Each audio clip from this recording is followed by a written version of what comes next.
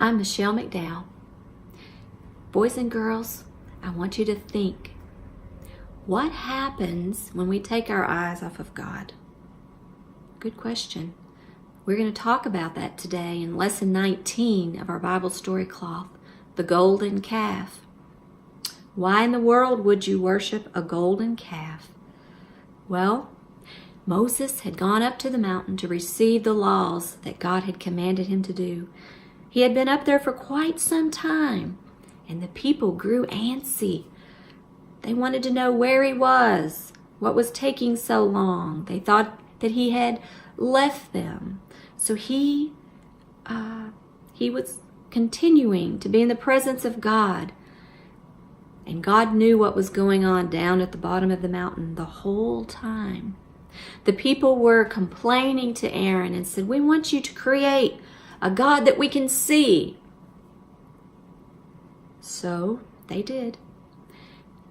Aaron began to collect all of their jewelry, their gold, their silver. They melted it down and he formed it into a shape of a golden calf. And in the meantime, God instructed Moses, "Moses, I need you to go down to the bottom of the mountain. Our people have gone astray.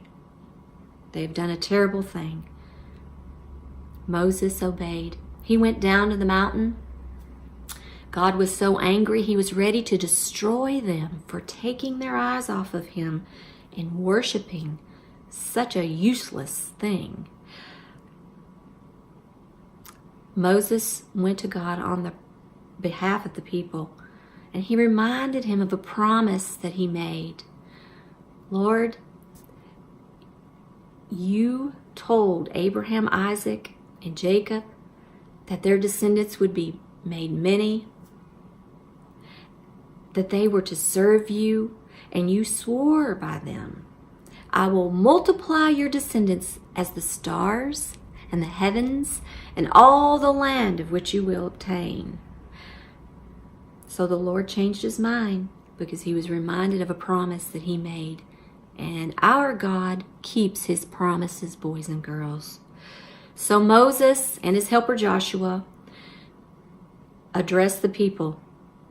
They were upset, of course, but they took the tablets that they had erected up on the mountain and they destroyed them in front of the people.